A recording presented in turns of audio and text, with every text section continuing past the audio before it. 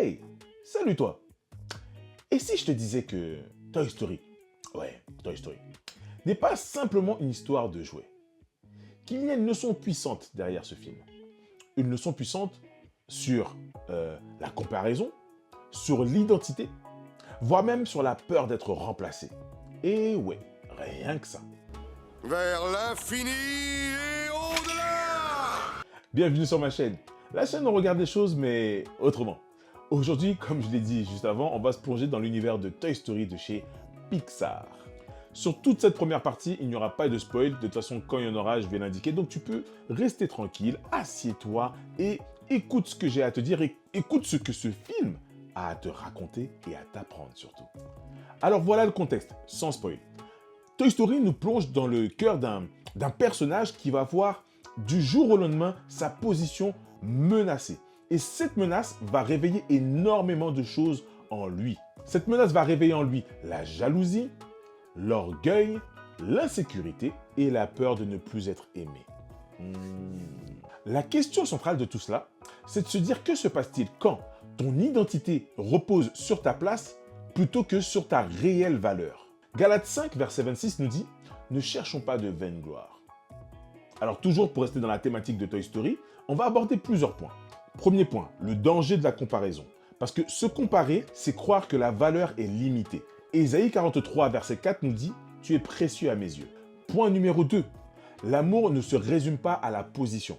On peut ne pas être le numéro 1 et être profondément aimé. Point numéro 3, grandir demande de lâcher son ego.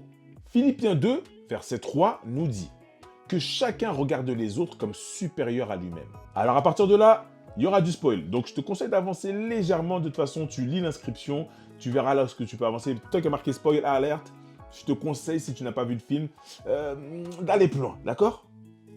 Alors comme je l'ai dit, là ça va spoil, d'accord? Là je vais carrément lâcher les noms, les informations, bref. On va parler donc de Woody, on va parler de Buzz et de Andy. Andy, donc, c'est le propriétaire des jouets qui sont Woody et Buzz. Et on va se concentrer sur Woody principalement parce que c'est lui qui va être rongé par la jalousie, par l'orgueil. C'est de lui que tout part. D'ailleurs, de même certains choix regrettables. Un choix qui est tellement regrettable que on va retrouver ces deux jouets hors de la maison au bout d'un moment qui vont se retrouver dans des situations pas possibles. Et ce qui est intéressant dans cette partie, c'est que c'est là aussi où on va voir la transformation principale. Parce que dans cette mésaventure, Woody va finalement comprendre que Buzz n'est pas un rival, que Buzz, c'est carrément un frère d'armes, un allié.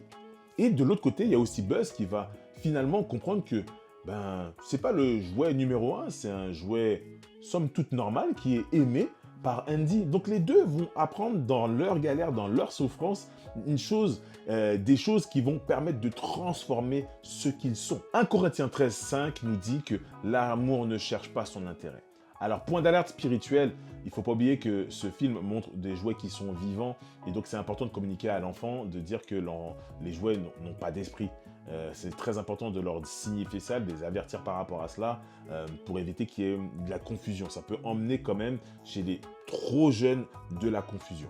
Autre point très important dans ce film, on comprend que la valeur vient donc du regard de Andy, donc du regard d'un enfant en fait. La valeur que ces jouets ont vient du regard de l'enfant.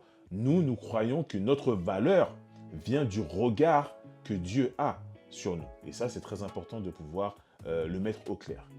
Toy Story a quand même d'énormes points positifs en tant que chrétien. Ça nous apprend énormément de choses. Ça enseigne l'humilité, ça valorise l'amitié, ça montre la transformation du cœur et ça encourage l'unité. Et le message caché derrière tout ça, c'est que ta valeur ne dépend pas de ta position, mais de l'amour que Dieu a pour toi. Alors voilà, l'âge conseillé pour regarder ce film, à partir de 5 ans, c'est bien, et avec bien évidemment les parents à côté pour pouvoir discuter et échanger autour de ce film.